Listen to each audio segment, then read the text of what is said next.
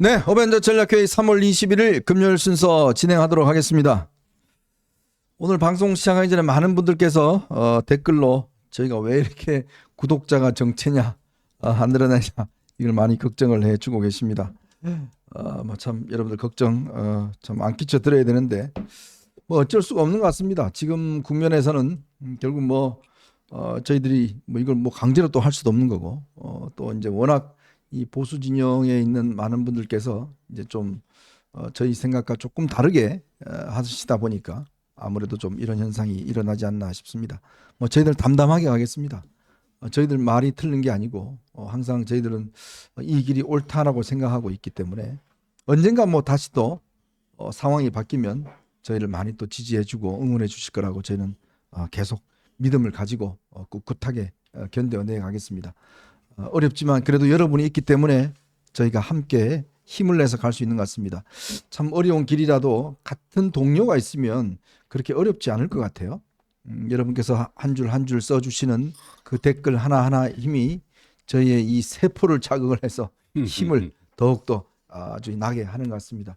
그래서 사람들이 저는 예전엔 잘 안 믿었는데 기라는 게 있잖아요. 그럼요. 기운을 받는다는 게 그게 참 저는 좀 다르구나. 그러니까 여러분들이 이게 댓글에 있는 거 많이 안 써주시면 좀 기가 좀 죽으면 이게 또 힘도 빠지고. 그렇죠. 근데 대신 또 여러분들이 막 응원해 주시면 이게 힘이 갑자기 솟아나고 그래요.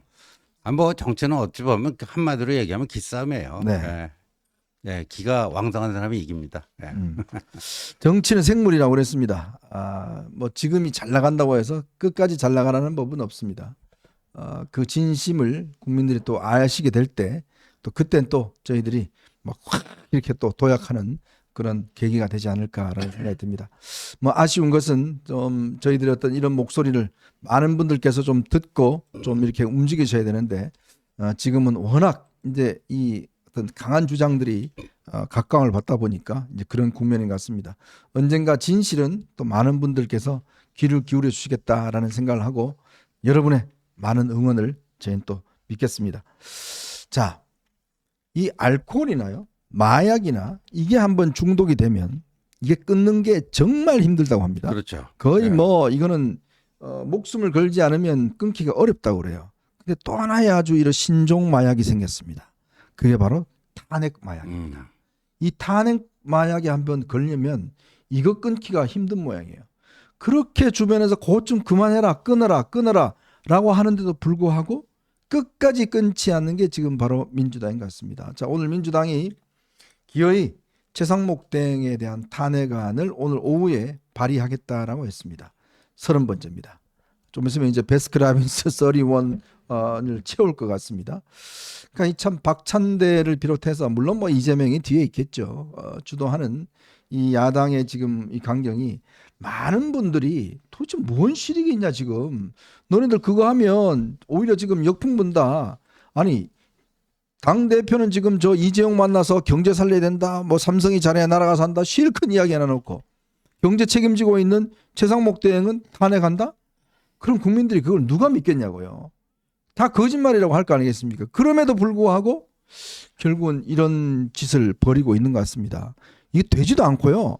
탄핵한다 한들 아무 소용이 없습니다. 월요일 날 되면 한덕수 총리에 대한 지금 탄핵 그 결정이 나오면 다시 복귀하면 이건 아무 의미가 없어요. 왜 이러는지 모르겠네요. 근데 지금 보니까요, 이걸 제출을 했어요, 국회의원과에. 네. 근데 보니까 사진을 보니까 기획재정부 장관 가로 열고 최상목 가로 닫고 탄핵 소추안 이렇게 써놨네요. 대행도 아니고 대통령 권한대행 최상목 탄핵 소추안이 아니고요. 네. 의안 접수할 때 보니까 기획재정부 장관 최상목 탄핵 소추안 이렇게. 아니 그러면 내용이 뭐가 있나요? 기획재정부 장관한테 탄핵될 사유가 있나요? 그러니까요. 기획재정부 장관으로서 한 행위를 가지고 근데 이게 웃긴 게요. 네. 지금 마은혁을 임명을 안 한다고 해서 헌법 질서를 능멸했다 이런 거 아닙니까? 그렇죠. 헌재 결정조차도 무시하는 이런 사람. 근데 왜 그러면 대통령 권한대행이라고 해야 되잖아요. 맞아요. 근데 이거 기획재정부 장관 감독님 그 사진 한번 제가 지금 올릴 테니까요. 한번 띄워주세요.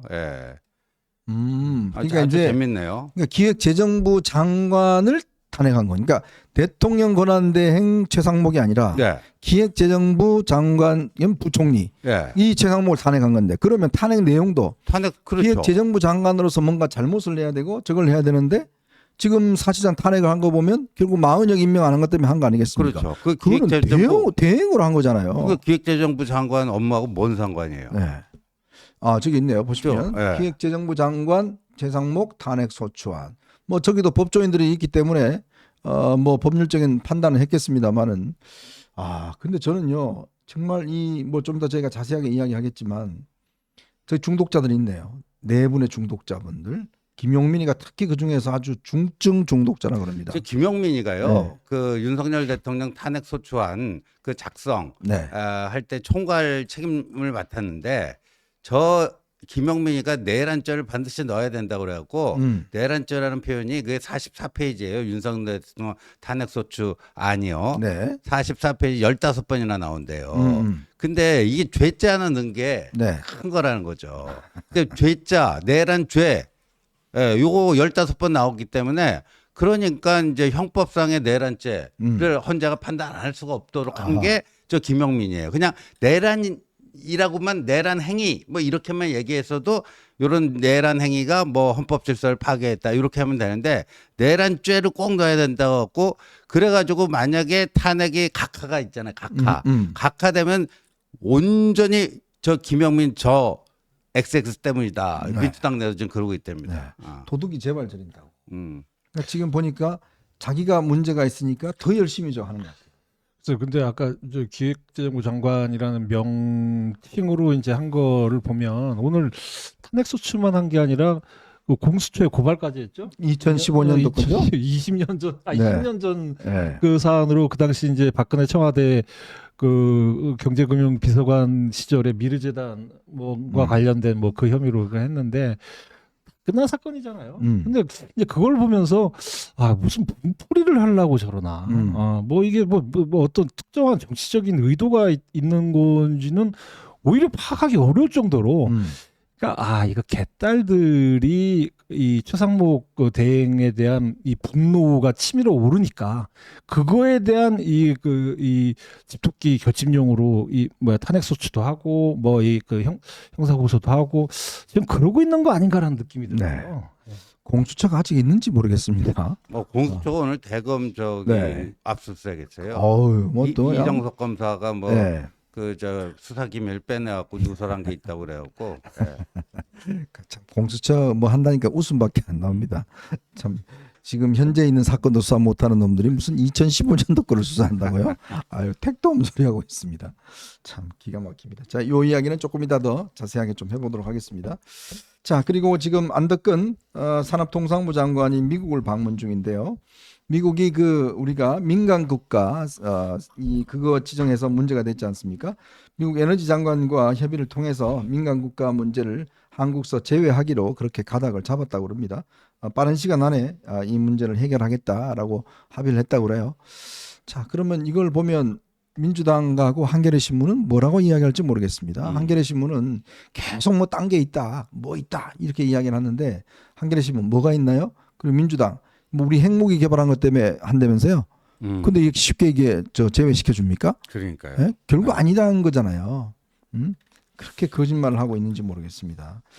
참 뭔가 이렇게 이 민주당은 참 잘하는 게 사실이 아닌 것을 마치 사실인 것처럼 그렇게 하는 거. 그건 정말 민주당 따라갈 사람이 없는 것 같습니다.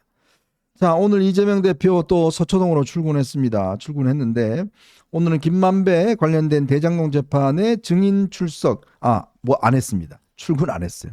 제가 출근하는 거 착각했는데 출근 안 해서 결국은 이 법원에 의해서 과태료를 검토하겠다. 증인 출석을 하지 않는 바람에 지난번에 아마 본인이 안 나가겠다고 그랬어요. 근데 본인이 이게 대장동 관련된 본인 재판이 있고 지금 대장동 일당들 관련된 그 재판에 또 증인으로 나서고 있습니다. 근데 증인으로 안 나가겠다는 거예요. 원래 증인으로 안 나가면 벌금을 과태료를 물거든요. 그렇죠. 과태료를 물겠다. 이것도 당비에서 내는 거 아닌가요? 당 돈으로? 그럴 수도 있어요. 네. 네. 절대 자기 돈 안 쓰잖아요. 네. 이재명은 자기 돈 절대 안 씁니다. 네. 이것도 아마 당비로 낼 것 같습니다. 자, 오늘 여러분들과 저희가 세 가지 이슈를 가지고 한번 이야기를 해볼까 합니다. 어제 한덕수 대행에 대한 이제 선고 날짜가 월요일로 잡혔지 않습니까? 그래서 다음 주를 정말 빅위크다라고 이야기를 하고 있습니다. 운명의 한 주가 될 것 같다. 왜? 다음 주 스케줄만 보면요. 월요일 날 한덕수 총리에 대한 탄핵 심판이 있습니다. 그리고 수요일 날 이재명 대표의 공직선거법 위반 사건 항소심 결과가 나오는 날입니다. 그리고 아직 공지는 안 됐지만 윤석열 대통령에 대한 탄핵 심판 결과가 아마 빠르면 다음 주 금요일 정도에 나올 수 있다고 그래요. 그러면 이게 어떤 결정이 되면 진짜 대한민국의 미래에 중요한 어떤 분수령이 될 텐데, 근데요 여기에 네 가지 시나리오가 있습니다. 네 가지. 네 가지씩이나 있습니다. 별이 5개가 아니고 별이 4개입니다. 네 가지 시나리오가 있는데 그 네 가지 시나리오가 뭘지 한번 검토를 해보겠습니다.